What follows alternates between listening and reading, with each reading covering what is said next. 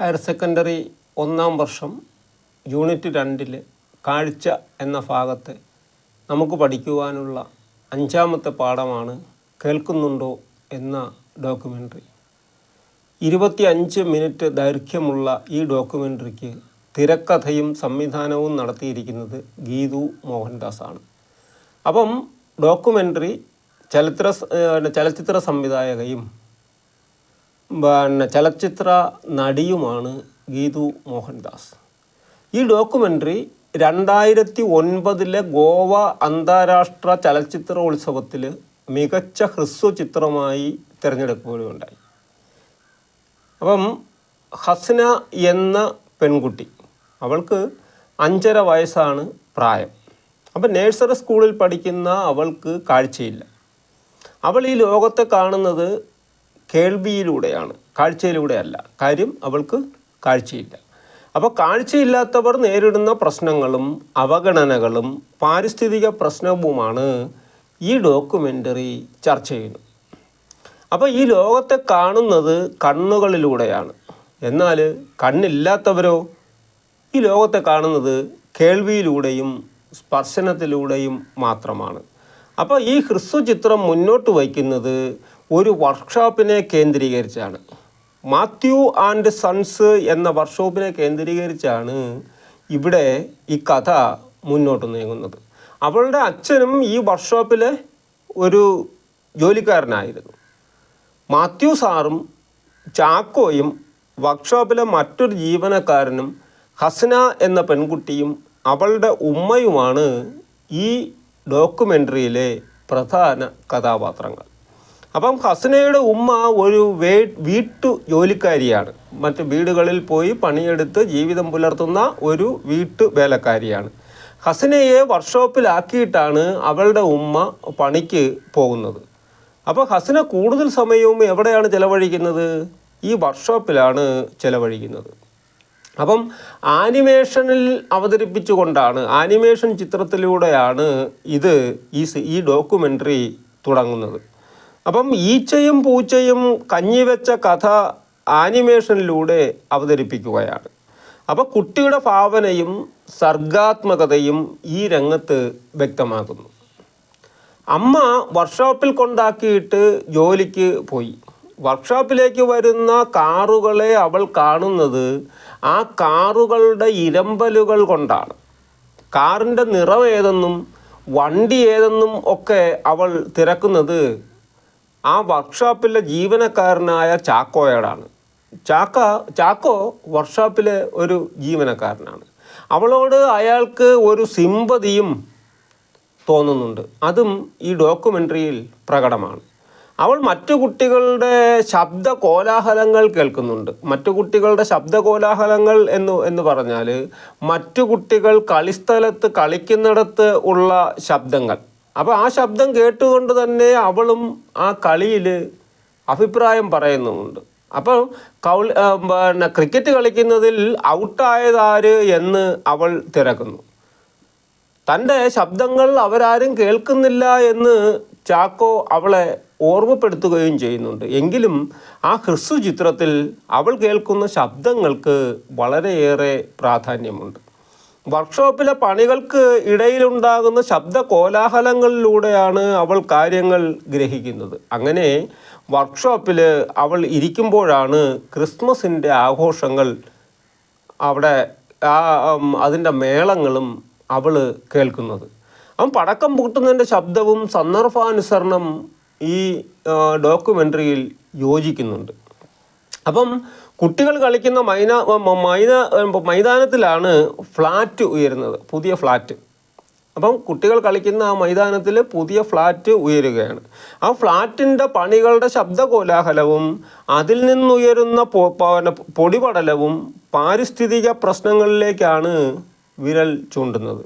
അതായത് പുതിയ ഫ്ലാറ്റിൻ്റെ പണികൾക്കിടയിൽ ഉയരുന്ന JCBയുടെയും ടിപ്പറിൻ്റെയും ശബ്ദ കോലാഹലങ്ങൾ മാറുന്ന കാലഘട്ടത്തെയാണ് പ്രതിനിധീകരിക്കുന്നത്. അപ്പം ഗ്രാമീണ അന്തരീക്ഷത്തിൽ നിന്നും മാറി നാഗരികതയിലേക്കുള്ള മനുഷ്യൻ്റെ കുതിച്ചുപായലിനെ ഈ ഡോക്യുമെൻ്ററി ചിത്രീകരിക്കുന്നു. അപ്പം വമ്പൻ നിർമ്മാണങ്ങളിലൂടെ ഉണ്ടാകുന്ന പാരിസ്ഥിതിക പ്രശ്നങ്ങൾ പരിഹരിക്കാതെ സാമ്പത്തിക ലാഭം മാത്രം മുന്നിൽ കാണുന്ന വികസന പ്രവർത്തനങ്ങളെ ഈ ചിത്രം വിമർശന വിധേയമാക്കുന്നു എന്നതാണ് യാഥാർത്ഥ്യം. അതുപോലെ തന്നെ വർക്ക്ഷോപ്പിൽ ജോലിയില്ലാത്ത ദിവസം ഹസ്നയോടൊപ്പം ഹസ്ന പോകുന്നത് അവളുടെ ഉമ്മയോടൊപ്പമാണ്. കാര്യം വർക്ക്ഷോപ്പിൽ ജോലിയില്ല. ബാക്കി എല്ലാ ദിവസങ്ങളിലും അവൾ വർക്ക്ഷോപ്പിലാണ് പോയിരിക്കുന്നതും അവളുടെ ഉമ്മ അവളെ വർക്ക്ഷോപ്പിൽ കൊണ്ട് ആക്കിയതിന് ശേഷമാണ് ജോലിക്ക് പോകുന്നതും. എന്നാൽ വർക്ക്ഷോപ്പിൽ ജോലി ഇല്ലാത്ത ദിവസം അവളുടെ ഉമ്മയോട് ഒപ്പം ജോലി ചെയ്യുന്ന വീട്ടിലേക്ക് അവൾ പോകുന്നു. ആ വീട്ടിലെ കുട്ടികളുണ്ട്. അപ്പം അവർക്ക് ചിത്രം വരയ്ക്കുവാനുള്ള നോട്ട് ബുക്ക് ചിത്രം വരയ്ക്കാനുള്ള നോട്ട് ബുക്ക് ഹസ്നയ്ക്ക് കാണിച്ചു കൊടുക്കുന്നുണ്ട്. അപ്പോൾ അവളോട് ആകാശത്തിന് എന്ത് നിറമാണ് കൊടുക്കേണ്ടത് എന്ന് ആ വീട്ടിലെ കുട്ടി അവളോട് തിരക്കുമ്പോൾ അവൾ പറയുന്നത് എന്താണ്? പിങ്ക് നിറമാണ് ആകാശത്തിന് എന്നാണ് അവൾ പറയുന്നത്. കാരണം അവൾ ആകാശത്തെ കണ്ടിട്ടില്ല. അവളുടെ ആകാശം എന്ത് നിറമാണ്? പിങ്ക് നിറമാണ്. അതുപോലെ തന്നെ അവളുടെ സൂര്യനോ നീല നിറമാണ് ഉള്ളത്. അപ്പം ഉമ്മ അവളെ അമ്മുവിൻ്റെ അടുത്ത് ഇരുത്തുന്നു. അമ്മു ആ വീട്ടിലെ ഒരു കുട്ടിയാണ്. അവളെക്കാൾ സ്വല്പം കൂടി മുതിർന്ന ആ വീട്ടിലെ ഒരു കുട്ടിയാണ്. അപ്പം അമ്മുവിൻ്റെ കയ്യിൽ ബലൂണും ഉണ്ട്. അപ്പം അമ്മുവിൻ്റെ അടുത്ത് എന്നാൽ ഹസ്ന ഇരിക്കുന്നില്ല. അവിടെ നിന്ന് എഴുന്നേറ്റ് അവൾ ഉമ്മയെ തിരക്കുകയാണ്. അവളുടെ ഉൾക്കാഴ്ചയെ പ്രകടമാക്കുന്ന രംഗത്തെ തന്മയത്തോടു കൂടിയാണ് ഈ ഭാഗത്ത് ഈ ഡോക്യുമെൻ്ററി അവതരിപ്പിക്കുന്നത്. അപ്പം വർക്ക്ഷോപ്പിൽ നിന്നും ഒരു ദിവസം ഹസ്ന റോഡിലേക്ക് ഇറങ്ങുന്നുണ്ട്. അപ്പോൾ കണ്ണു കാണാത്തവളായ ആ കുട്ടി വണ്ടികൾക്കിടയിലൂടെ തപ്പിത്തടഞ്ഞ് അവസാനം ആൾക്കൂട്ടത്തിൻ്റെ നടുവിൽ ഇരിക്കുന്നതാണ് നാം കാണുന്നത്. ആൾക്കൂട്ടത്തിനിടയിലൂടെ തപ്പിത്തടഞ്ഞ് നടക്കുകയും അവസാനം അവൾ കണ്ണു കാണാൻ വയ്യാത്ത ഒരു അവസ്ഥയിൽ ആളുകളുടെ ഇടയ്ക്ക് ഇരിക്കുന്നതുമാണ് നാം കാണുന്നത്. അപ്പോൾ ചുറ്റും കൂടി നിൽക്കുന്ന ആളുകൾ ബഹളം വയ്ക്കുന്നുണ്ട്. വർക്ക്ഷോപ്പിൽ നിന്നും ആ സമയത്ത് ചാക്കോ അവളെ തിരക്കി ഓടി അവിടെ എത്തുന്നുണ്ട്. അപ്പോഴും ബഹളം തുടരുകയാണ്.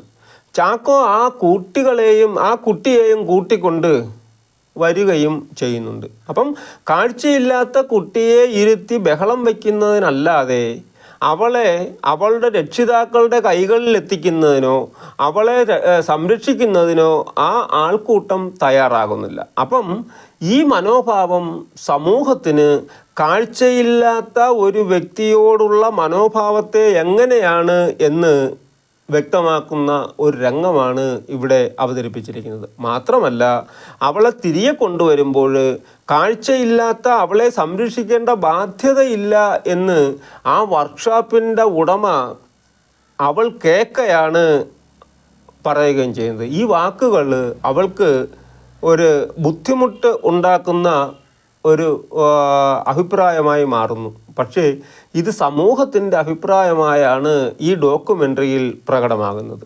അപ്പോൾ കാഴ്ചയില്ലാത്തവരുടെ ഉൾക്കാഴ്ചയും കാഴ്ചയില്ലാത്തവരോടുള്ള സമൂഹത്തിൻ്റെ സമീപനവും പാരിസ്ഥിതിക പ്രശ്നങ്ങളും കാഴ്ചയുണ്ടായിട്ടും കാണാതെ പോകുന്ന സമൂഹവും ഒക്കെ ഈ 25 മിനിറ്റ് ദൈർഘ്യമുള്ള ഈ ഡോക്യുമെൻ്ററിയിൽ കേൾക്കുന്നുണ്ടോ എന്ന ഡോക്യുമെൻ്ററിയിൽ ഇതിൻ്റെ സംവിധായിക ഉൾപ്പെടുത്തിയിരിക്കുന്നു എന്നത് പ്രശംസാർഹമാണ്.